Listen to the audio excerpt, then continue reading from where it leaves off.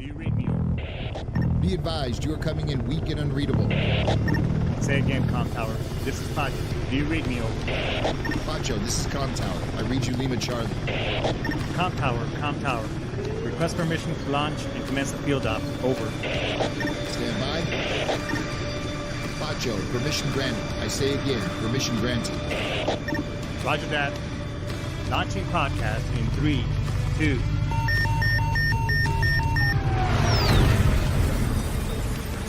You are now entering the field op with your host, Pacho Correa, Chief Warrant Officer 3, United States Marine Corps retired. Get some. Hurrah!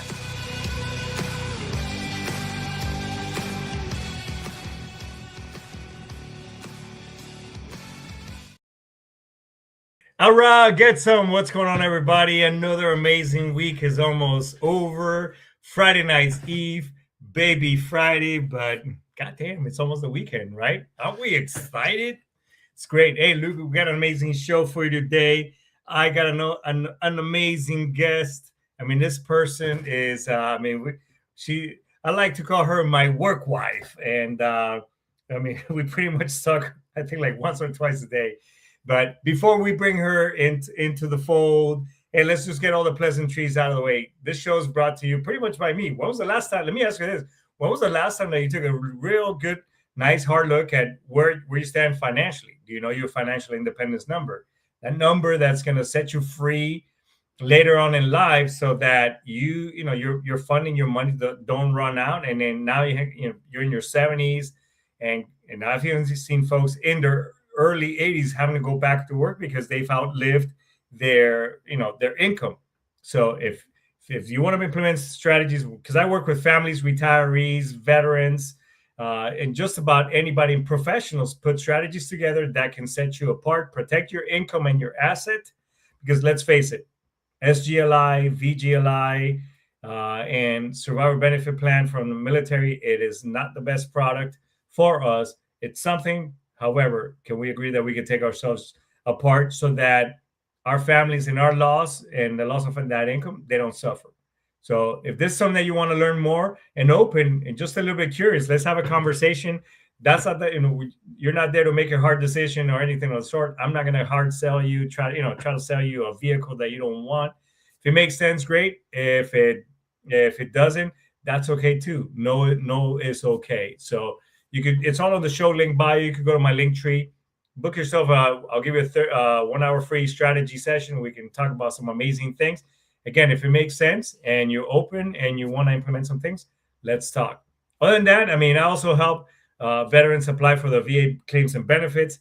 And by the way, I got some amazing news today. Not sure if you guys remember one, Marine Corps veteran, Larry. As a matter of fact, he just called me today and the guy's in his 80s, after many, many years of him just getting 40% rating. And that was just for tinnitus. I think the VA just kind of like say, hey, you're pretty late in life. We just gave you this. Very minimal payment, which is something better than nothing. Today he called me and we got him finally to 100% disability. And he's also going to get back paid. And not only that, on top of that, that will qualify him too for in-home caretaker, a couple of other things. So it was really amazing news. So I was super stoked. It made me really, really happy. So, but the point being, folks, is that it's never too late. Regardless if you've been out of service 10, 20, 30 years, you can still apply. And these are benefits that you earn because you gave this amazing country of ours your body, mind, soul, and spirit.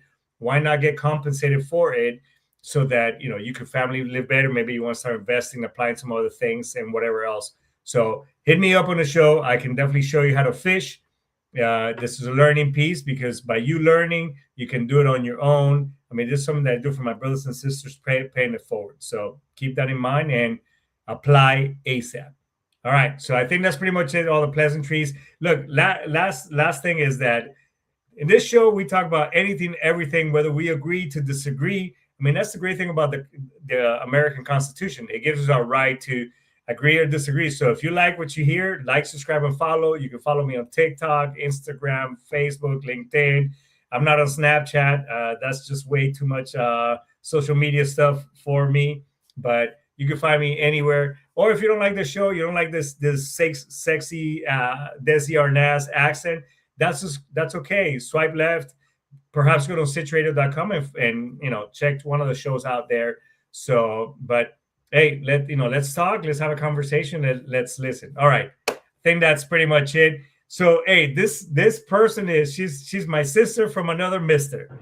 I mean, she is amazing. She's got a PhD, an ABC, a PPE. I mean, the lady's done it all. She is a plethora of knowledge. I mean, the lady also does AI thing. I mean, she's got one of them brains that we used to call in the military. She's got like a 20-pound brain, super smart person. So let's bring Miss Dr. Cheryl Hobbs to the show, baby. Brr, brr, brr, brr.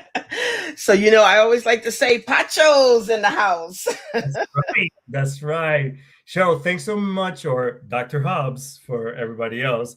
The doctor's in the house.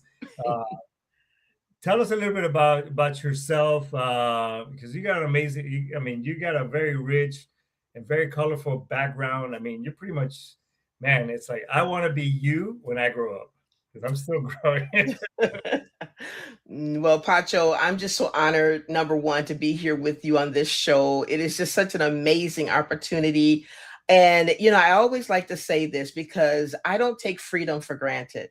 And so, Pacho, I want to thank you for your service. And I want to thank all the service people on this call to just, everything that you've done and everything that you sacrificed for your family, for us in America to have freedom. Thank you from the bottom of my heart. And I mean that sincerely. Without you and people like you being brave as you have been, we wouldn't have this life that we do. So thank you. So I want to say that, Pacho, because that's me from my heart to yours. So my brother from another mother, right? I make no assumptions about myself. To have a PhD, right? So we'll start there because I want to take you all the way back. I'm probably one of the less likely candidates to ever have accomplished that. When I graduated from high school, Pacho and audience, I had a 1.0, okay? I'm sorry, 1.9 GPA, 1.9. Just 1 point under a 2.0, which is what would allow you to get into a college. And yet, why did that happen? And how did that happen, right? Because that's going to lead you into how I came into education in the first place. Right. Education failed me. It did. It failed me. I was unmotivated, not because I didn't have a desire to learn, but because if I were to be judged today or specialized today, right, having now become a special educator later in life, I would have been labeled. And that label probably would have been gifted and talented. So you talk about all those things that I do, it's just because my brain is wired like that, right? Enough is never enough. I'm just more satisfied with the next, okay? Right. But graduating from high school with a 1.9 GPA, I remember standing at my graduation afterwards, staying in the parking lot. Man, I'm so glad that's over. My mother looked at me and she said, "What?" I said, "I hated every minute of it." Yeah. And she said, "Why?" I said, "Because it was boring. They never reached me. I was the quiet kid. I didn't get into trouble. So they overlooked me, right?" And so later in life, what did I do? I became a marketer, right? I have a marketing degree. That's my undergrad degree. But later I decided, you know what? I'm tired of influencing the Pachos of the world to go and buy this product and use this service. I want to influence children's lives. So the first business that I opened up was a book publishing business because I had worked in the book publishing industry. Really? 17 years. Yeah. Oh man. Yeah. Look at that. I didn't. I mean, we're pretty much attached to the hip. I mean, like, I know, right? Folks. Yeah. Oh, that's cool. How did and wow, man, this is gonna go so many places, but okay. So, but let's go back to that. I totally relate because my son is pretty much the same way. They wrote him off. He was very to the point where like, oh yeah, your son just kind of comes in here, he'll take tests and he'll pass them, whatever. So we just really don't bother him and everything else. But me too. So that was, and I just didn't see myself post high school in going to college, even though I was offered scholarships, and a lot of them were, hey folks, don't hate me for what I'm about to say, but I was actually offered scholarships for dance. I was in, my mom was a dancer. I danced in high school and all that stuff. I just didn't see myself like, you know what, I'm just gonna, I'm just gonna join the military because that kind of aligned with me. So, but yeah, so they couldn't reach you, and now so like, you know what, I'm gonna help children, change that, and then what? So me helping children was my give back, right? I never wanted anyone, and this is me today as well, to feel like they didn't fit in Right. or that they were undeserving. So I taught my students, until you're better than I am, right? And I'm nothing, then I have not done my job. And I think that's what the world today should be about: pushing others forward, helping them to get ahead, because there's so much about me, me. This is the selfie generation. We pick up our phones, we take our little selfies, but let's make it about everybody else around us. Because I always say, if I'm in a room of people, if you look to your right and tell that person to your right, I am not better until you're better than me. And if everybody in that room, in that round circle, does that, when it comes back to you, we've all won. Pacho, we all win when we push the next one ahead of us. And so to me, that's the give back. And so, now I'm in this space of real estate and all these other things that I do, the CRMs, the technology, but it's all about giving. It's all about making the life better, for everyone else. And to me, that's my success. If there's a story to be told about my life, I want that story to say she gave, and she gave her all to the last day she breathed. That's awesome. So let me repeat that. I am not better until you're better than me. That's right. I just wrote that down. I just look. I just for real, That's for right. reals. I wrote it on my little self improvement agenda and everything else. And it's true. I think that if we all took a better approach, where not so much, and I think that's why we're joining some of we're sitting in the same seats, and it's kind of running in the same circles. It Yes. is true. I mean, you never know when things are going to come back your way. And maybe 1, 2, 3, 4, whatever years. It doesn't. You got to do it in an altruistic type of way. In other words, you don't expect anything back. And because we've all been burned before. It's like, man, why do you keep doing this? Why, don't do that. You're gonna get burned. And it's like, well, I mean, it's me. It's part of me. Why would I stop being, that if that's my essence and that makes me a better human being? Um, I'd rather take the getting burned, I guess, so to speak, Mhm. than not question like, man, it could I have been to your last point, could I have been a better human being and making a difference while I was still alive? You know what I'm saying? Mhm. So I agree with you 1000%. I'm going to tell you something. So I'm very visual. So I'm looking at this desert right in your background, your backdrop. And when I see that desert, I see a field of opportunity, right? Because I always want to see that glass half full, right? Never empty. But at the same time, knowing a desert to be what it is, I see a challenge. And so if we turn our challenges, you hear people talk about turning your lemons into lemonade and all that. But if you look at that, instead of seeing that it's a desert and that it's hot, your mind over matter, which I know is what you've had to do, right? Being out there, as a Marine, you didn't get that far to where you are today because you just sat on the sideline. You took that chance. And that's what I encourage people to do. Take a chance, do what you've always dreamed of. Like I said, I started out with a book publishing company, right? Why did I do that? Because within every single person, there's a dream, there's a hope, there's a promise. And yes, we've been hurt. Yes, we've got battle wounds, whether you've been in a force of some sort, like you guys, but we all have battle wounds, right? Is it the pain of rejection? I was rejected from a baby. My dad, because I was like, there's 3 months between my sister and I, right? So my dad, you've heard that song, Papa was a Rolling Stone, wherever you know the song. Yeah. Well, that's me. And so up until the day he died, he still rejected me. I was not listed in the obituary because there's like 14 of us. So, he planted like that field you see right there, that desert, he planted children all over the planet. But at the same time, I could choose to be a victim or I could choose to be a victor. And that's why you see victory right here. Victory. Yeah. I claim the victory every day. I wake up, I put my hands up in the sign of a V and raise it up and say, God, I want to thank you for yet another day that I could meet a Pacho like I met you on that day and help and do what I can to make someone else's life better than mine. And if I do that, I feel like I'm blessed. Amen. Let me ask you something. Kind of sticking with the education kind of, and you being an educator yourself for for many years as well.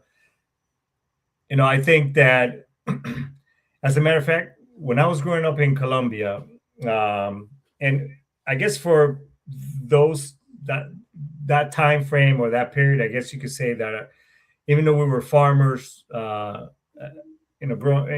dad's side, I guess you could say we were pretty well off for that period, and I guess in the amount of cattle and land, whatever. But believe me, I mean, we were the last set of young grandchildren, so I mean, we got worked like part of the helping hands in the ranch. But I used to go to a little school that is now, and actually, when I go back to the farm, that one of the houses that one of my family members lives at, the little school, my grandmother donated the land. But so I remember going up there, and it was like, and I'm dating myself, but Little House on the Prairie. Remember, they used to have, all the school grades, all in that. I would go periodically there as a kid, and different schoolwork and whatever else. There was no grades. However, I know the school system changed at the turn of the 19th century, because I mean we're in the 2000s, and I think it was much better back then because it was a la carte or tailored per individual. Hey, Johnny, here's your homework, blah blah, and then little Susie, But then when they kind of deviate up and the Rockefellers got involved with the school system, I think it just kind of stifled that open, free, creative thinking. I mean, just from your standpoint, what do you think of that? So when I think about education, right, I remember when I was in college learning about teaching and learning and all of this. And one of the things that one of my professors said is that it takes 20 years for things to change in education. So I'm really going to date myself because I'm going to tell you my age. At 63 years old, I can tell you. Now, I come from the era of the phone where it was like the dial, you could hear it dialing, right? All of that. None of this right here, okay? Yeah, me too. And so coming from that era and thinking about the way we sat in classrooms, right? We were in rows, and we listened to the teacher that was at the front of us. I'll ask you and your audience, what's changed? You go in a classroom today, it's the same exact thing. And that breaks my heart. And so that's why when I've ever been in education, I've always made a difference. So coming in first as a teacher of students with disabilities, right? I was the one that said, before they started talking about inclusion for kids with disabilities, I said, this is insane. These children are literally in one contained classroom for 6 hours in a day. Why? Why is that? Their peers are out there having fun and learning, and all they get is a lunch break and a dismissal. That's it. I cannot stand for that. And I was the first year teacher doing this, right? And I come in and I said, you know what? And I talked to my principal and I said, I want our classes to integrate with everybody else. Well, I didn't get as far as I was hoping, but I did get far. We were at least able to have our classes interchange with other teachers so that it wasn't just me with them all day. They could see everyone else. And then later, because, I'm one of those people, I don't stop. I'm very forceful and direct. And I just have that process of, look, you tell me I can't, I'm going to tell you I can, because no to me means two things. I either need to put a W at the end, which means not now, or I need to put the K in front of that N and a W at the end, which means I just need to know a little bit more. And so what did I do? I began to advocate, and I got parents together and I advocated for these children to be included in the mainstream curriculum. Right. And they needed support. So what developed later with our presidency, they had No Child Left Behind. And that's what brought about the children being able to be included, right? So, with any type of government funding, sometimes they don't have the money to do it. But I'm that person that, again, here comes that you're going to make it, we're going to make it work. And I made it work. And I helped as a principal. My kids were never in a self-contained. I had aides that came in to support those students. And my kids had fun. And notice I say my kids. So my biological children, I'll never forget the youngest one. She's still the brat at 39, right? But we were shopping one day. It was Christmas time. And I'm putting all these toys in the cart. And my daughter says to me, she goes, Mom, why are you buying all these toys? And I said, oh, these are for my kids. She says, you mean your students? And I go, Ooh. I mean my kid, just like I said, And she says, well, and she's young at the time, right? She goes, well, do you love them more than you love us? And I go, no, but I love them too. And so I made those gifts because, at the end of the day, some of my students, Pacho, they lived in foster homes. People always talk about, do you have a pencil? And as a principal and as an assistant superintendent, I used to say, listen, you're worried about a pencil and a piece of paper. I'll give the kid that. I need you to teach them. I need them to be able to learn, right? And so you don't know sometimes, go back to combat. You don't know what these kids have gone through by the time they get to your classroom. So you're wondering, why are they late and they don't have this or that? Maybe it's because the mom and dad were whatever they were. So they're there with you now. What are you going to do with them? And so my classrooms were always innovative. I used grant money. I made a grant, not made a grant, but I applied for a grant for the school, $100,000. Now this is like 20 years ago. So that was a lot of money back then, right? What I did with that, I outfitted every one of those classrooms, 23 of them with state-of-the-art technology. Nice. Because my students, in an urban district, Detroit Public Schools is now called Detroit Community Public Schools. My students, I don't care if you're urban, suburban, rural, they're going to have the best. If I show up, we all going to do good. We are first class. We are not second class, right? And so to me, I think about, for example, just making the difference. Like, what are we doing, right? When I say Pacho's in the house, Pacho responds because why? I've called his name. I've made him feel important. And he's the greatest thing that I'm seeing in that moment. When we do that to people, Pacho, I don't know what you've been through all day, but you brighten up that smile at that moment, right? Yeah. Forget about what maybe is hurting you in that time. No, 100%. And I'm doing a course, and it's fun since I started doing this. I mean, I was somewhat of an avid reader and I guess lifelong learner, as they call it in the military. But it's since I started being in finances, and it's true, leaders are readers. People who are very rich, whatever. I mean, they're constantly reading. But it's true. And one I did read in a course that I'm taking right now. He says, "Hey, when you talk to that individual, you answer the phone. Cheryl." Or Steve, what's up, man? And even if you don't know that person, because I do cold call. When I do cold calling, Mike, and they're like, oh, yeah, hey, what's up? I'm like, Mike, dude, I've been trying to get a hold of you. Like, oh yeah, who's this? It's Pacho, man. That's right. And they're like, and you're right, it does, because you don't know, what that person's gone through. There's so much I want to touch up with you. And you brought up leadership. And you've been a leader in many different capacities. So I guess what is the difference now? Being a leader as you were coming through the ranks, so to speak, and then now and nowadays in your realm and the things that you do, and you're trying to make a difference. So I'll tell you like this. So I teach leaders how to be leaders, especially female leaders, right? And here's why.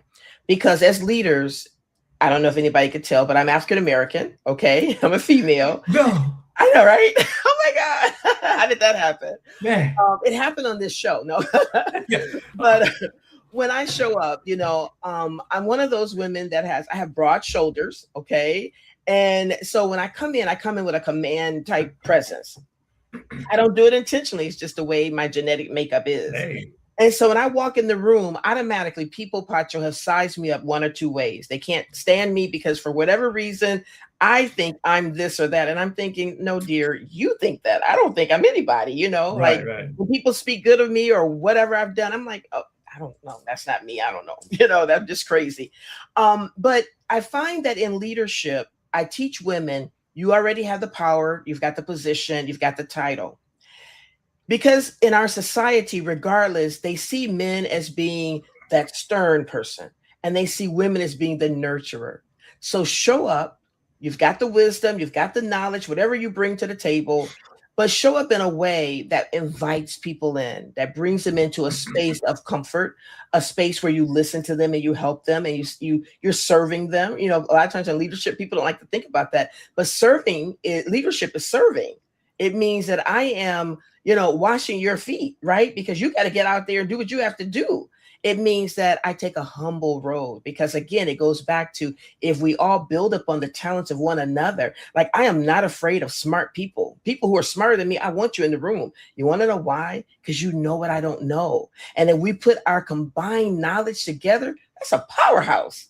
Like, just imagine the things that we can do, right? So if we're building something, you know how to put the engine in, good. I can put a door on, right? You can put the wheels on. So, everybody, and now what? The car runs. But when you become intimidated by strong people, or you become intimidated by people you perceive as being smarter than you, that's when you fail. So when you take that road of Pacho, tell me what I don't know, help me to do what I can't do, then now we're building something fantastic. And it's long lasting. And there's no, I'm not jealous of you and you're not jealous of me. We're in this together. You sink, I fail, we all mess up, right? But if you succeed, we all grow and we all get better. And so that's what I think about with leadership. And I also wish that people who are in leadership would take off the commanding force of trying to just dictate. Like, that day is gone. I don't know if you know about these young people today, but they're not going for it. Only in the armed services, right, can you dictate and command. But out here in this other part of the world, in civilian land, you have to come in with a kinder approach because people are wounded. People are hurting, and they've already had a boss like that one, and they don't need you to be the next one. And so the resistance, so you bring people in, invite them in their space. But how do you do that? Like you said, Pacho, and the way I do it in real estate, when I call you, I don't know who you are, but I'm like, Pacho, how are you today? Listen, I heard you were looking for a property that's located at 233, whatever it is, right? And then what does Pacho say? Pacho goes, hey, because Pacho thinks he's just met a friend. Because guess what? It's genuine, because if he talks to me long enough, he will have met a friend. I can't tell you that not one of my clients in real estate or whatever industry that I'm working in at that time are not still with me today as a friend. And that to me is very important. So I don't meet a person, right? And I look at you, Pacho. I learned so much from you. Like today with this podcast, I admire you. You're reaching people, and you started out with reaching to them like, I'm just here to help you by educating you. Whatever you decide to do, and you know so much, and you've helped so many people to become wealthy. And Pacho, I just say hats off to you and salute. Because No. your heart is so kind. And this is unscripted. Earlier this morning you said we don't talk twice a day. Pacho, I think it's like 6. I don't know what your husband, Yeah, no, right. my husband and your wife are saying, but it's exactly. We're texting, we're calling. Why? Because of the genuine connection. And one of the things that I said to you that is so important to me is that this is genuine. Like, we are genuine. The people who we say we are, we say we're here to help you, and we are. There's nothing in us that's saying we're out to get you. No, you've already been gotten by enough people. When we show up, we're not going to be the next one. Hell yeah, that's what I'm talking about. So, and you talk about you mentioned something yesterday about the importance of building and connecting. So, and build, and I know we've been building and kind of visiting and connecting, trying to build a huge community. So why is it important to connecting one another and kind of branching out and reaching out within your resources? Because like you said, I don't know everything, and neither do I, but I got a guide. So can you, why is that important? Why is connecting with one another important in building a network? Because isolation is only contained with your own knowledge. Right. So when you isolate yourself, all you are equipped with is just what you have, right? So if you think about the expansion model of life and just thinking, you have to go out and you have to learn how to employ other people in your space, right? And Yeah. sometimes because we have been hurt, you touched on that earlier, because we've been hurt. And again, remember I told you I was rejected starting from a baby. So rejection to me is huge, right? But I Right. had to learn through rejection that, Cheryl, you can't discount people because they make a mistake or because they fall or they don't do this or that or meet your expectation.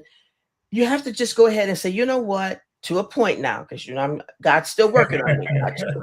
But to a point, you have to say, you know what, you still bring so much to this table, and I'm gonna take down whatever it is that's making me on edge, and I'm gonna listen to you, and I'm gonna try to help and see what I can do. And most of all, just open up myself. So if each of us does that, then now what's happening? We're now building a network of support, because business ownership is very difficult. I just had this conversation with my daughter, and I said, at the end of the day, you get to go to your workplace, and whether you stay in that, we call it the water cooler in our time, right? Maybe it's their phone or Yeah, their I time. know. I don't know, right? Maybe they're on Instagram.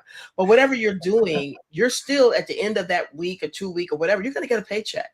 In the business that I'm in, if I don't work, I don't get paid, right? But we know Yeah. she said to me, she said, but at the same time, mother, because she's my correction lady. She says, at the same time, mother, remember, you have that flexibility that you can do what you need to do when you need to do it. So it balances, right? So we Right. need everybody in the room to be able to do just that, balance us. If everybody thought like Cheryl, like, I don't know why they don't, Pacho, but anyway, if I know, everybody right? thought like me, it would really be a boring world. And that's the honest to God truth. Because like sometimes I don't like me.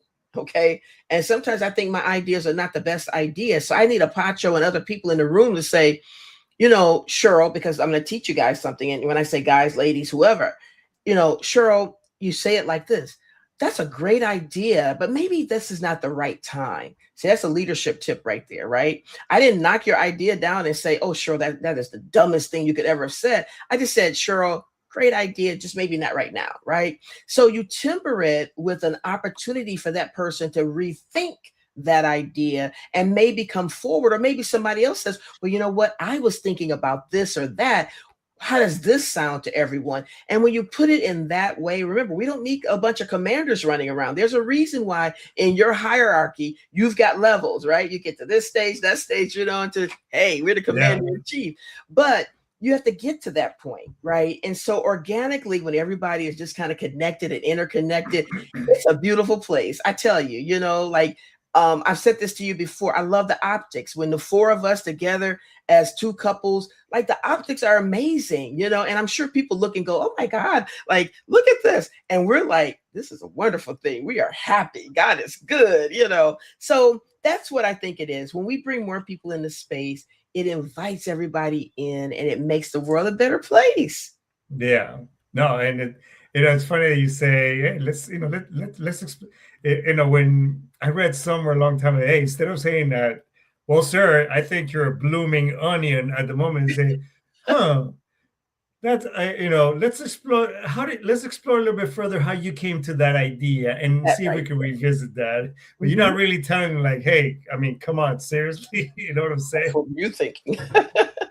So you mentioned something early in our talks, and another reason why I want bring you on the show is you've been kicking around the idea of being a podcaster, kind of joining the platform. So hey, everybody, stand by, because I mean she's got something great coming. But yeah, tell us about it, and what is it that's kind of what's the message and the things that you want to put out there.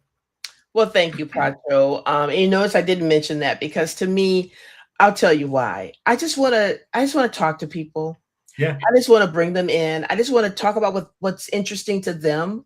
I want Mhm. to hear their voice. I want to, know what makes you work, what makes you tick, what's not good. I want to talk about hot topics, things that people don't talk about, right? Right. I'm not one of those people that have a lot of filter, right? In terms of just knowledge and learning and all of that. Like, what's intriguing to you, from food to whatever it is. I'm okay with the topic, right? So I want to bring a platform that does just that, talk about my faith. I love God and I'm not ashamed of that, right? Right. Talk about, anything that is the hot topic, like what's going on with whoever in today's files or whatever it is. I want to Yeah. know, I want to talk about that. And because I think people deserve to have a voice. I'm really big on voice. When I did my dissertation, I went back into the city of Detroit to be able to talk to the children, which were now adults, right, who had been told that first time they were being put in special education. I wanted to know, how did you feel as an African American male at 5 years old or 15 or 16 or whatever age you were at? How did that make you feel? And I wanted to hear that voice. So voice to me is critical and it's very key. So I want to listen to people, Pacho. I want to hear what they have to say. And I want them to have a place that if they're hurting, they can talk about that hurt. And, I can try to offer some words of encouragement and always lead people to one way. And that way is victory. And for me, it's through Jesus Christ. But it's the victory that helps people regardless of whatever walk or whatever religious faith you are. Victory is for everybody. And I want them to know that. No, and I think that's amazing. Being an advocate, like in this platform, we talk about anything, everything as it pertains to veterans, and it's okay to agree to disagree. I'm not here to impose whatever. Because sometimes like, that's interesting. Okay, well, I want to understand your point. Tell me about it. I mean, in a day and age, I think technology is great. And we use our phones and devices for many great things to accomplish a lot of stuff. But I think it's just made us just a little bit too much like, okay, we need to know the information now, or somebody has now, okay, well, I disagree and this is why. And it's just like, I'm like, dude, why can't we just talk to each other and communicate? You know what I'm saying? And I think that's a great idea. And I'm super excited to know more about your show and as it develops, and we'll have you here to kind of kick it off as well. But I do want to briefly get quick, because now you do many different things, for your realtor. Up until recently, I didn't know that you had a very tech background, because I'm developing the next robot, and the Terminator, and I was like, what is going on? So tell us a little bit about that and how you can help people, because I think you're licensed. You can help them from other states and other things. So I'm very loyal, right? So yes, I have different licenses, right, to do different things. But focusing on the real estate, we'll just go there. For example, there's a reason why people in real estate or just sales in general, they work hard to pass that exam. The Florida real estate license is one of I think it's the second hardest test to take from the state, besides the bar exam. That tells you the rigor, right? Yeah. And so I'm always looking for opportunities to give back. And for as hard as that test was, I failed the test the second time. So let me tell you why I failed it the first time. Because again, I was taking another state license test exam. And at the same time, which is the same thing I did when I was in education, right? And I passed one and failed the other. Right. Because I'm just that overachiever person. Right. Yeah. Crazy. I know. Right. But when I did that and I realized how hard it was, and then I also realized how hard it is to get leads, right, to talk to people and have them convert to like, now you're going to be a paying customer. Right. I decided, again, how can I fill that gap? How can I make real estate agents and other people in the sales space be able to have leads that, one, they don't have to nurture. Okay, so this feature that I'm putting together will be a CRM that'll have an AI solution to it, that the time that advertisement generates into a lead, the AI agent will immediately talk to that person and cultivate that lead and book the lead on your calendar. So what does that mean for people in the sales space? It means that now you can focus on converting the lead, right? Taking them all the way to the finish line. And I will have provided a solution for you to do that. What does that mean for people with agencies, whether it's a real estate agency or a brokerage, or whether it's a life insurance agency or brokerage? It allows them and their team to have a solution, Pacho. And again, I'm very solution oriented. Remember, victory, solutions. Okay. But that's me, again, seeing a need and filling it. And that's what entrepreneurship and solopreneurship or business is all about. I tell people, because I do, so I help people with certification who are minorities and women and all of that. And I volunteer for SCORE, and I do that where I'm able to help them to see that when you put yourself out there in that space, here's how you can help other people to get their businesses started and to grow.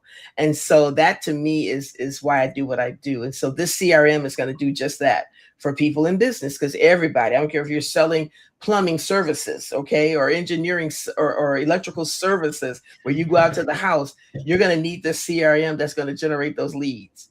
Yes. Well, let me, as we're getting ready to wrap things up. And by the way, we're definitely gonna bring you back, because this has been a really amazing show. Oh. But so right quick, what advice would you give someone who feels stuck in life or their career? Wow. So I love that. I love that question, because so often we are our own worst enemy.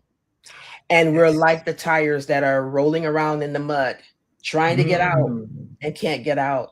And we've pushed the gas pedal, we've put the brake on, we've reversed it, we've tried to go forward, and it just seems like it doesn't get through.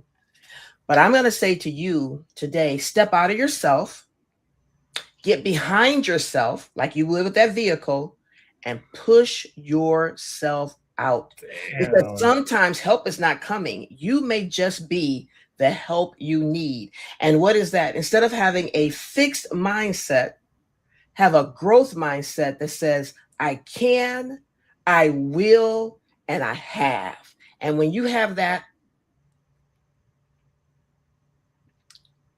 you have the victory.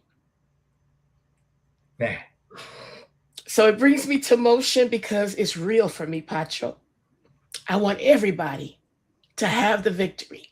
I wake up every day saying I have the victory. Now, that doesn't mean that I have not had life-stopping events in my life, because I have. We lost 6 people in 6 months in our family. But through it all, we claimed the victory.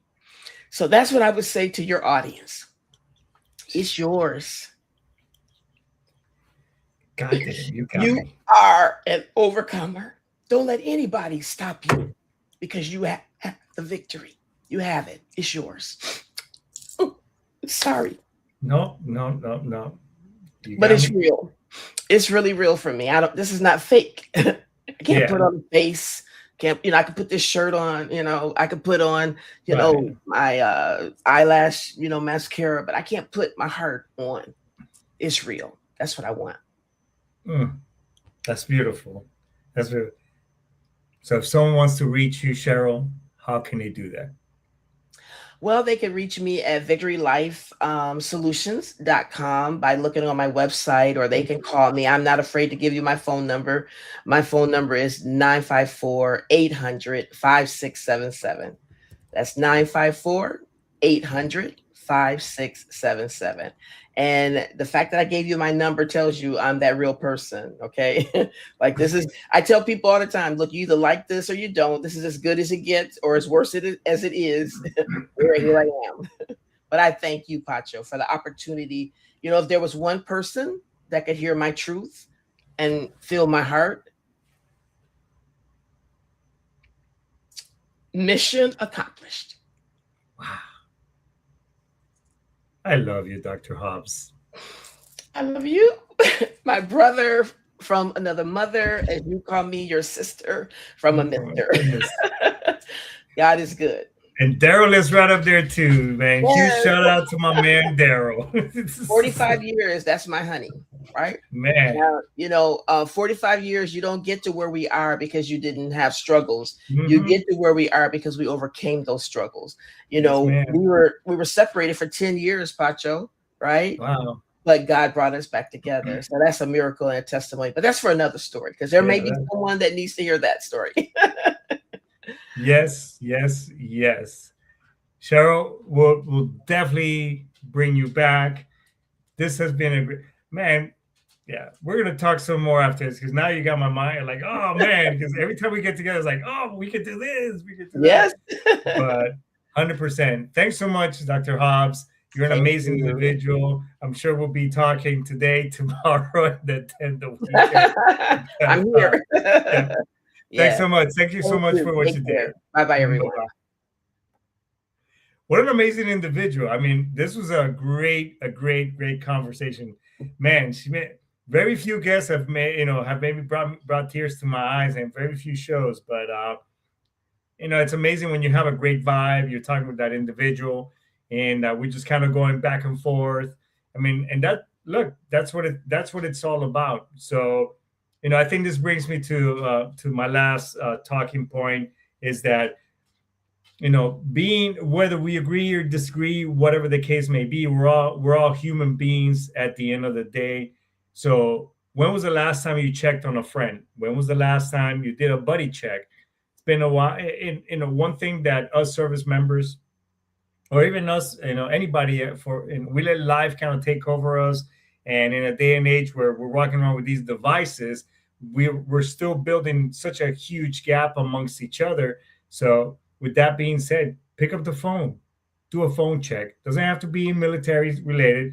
Just do a phone check with somebody. And hey, how you doing? Is everything all good? What can I help you? Do you need me? Do you need to talk? Talk to me. What else? You know what I'm saying? So keep that in mind, and that's your homework for the weekend. So, but what an amazing show.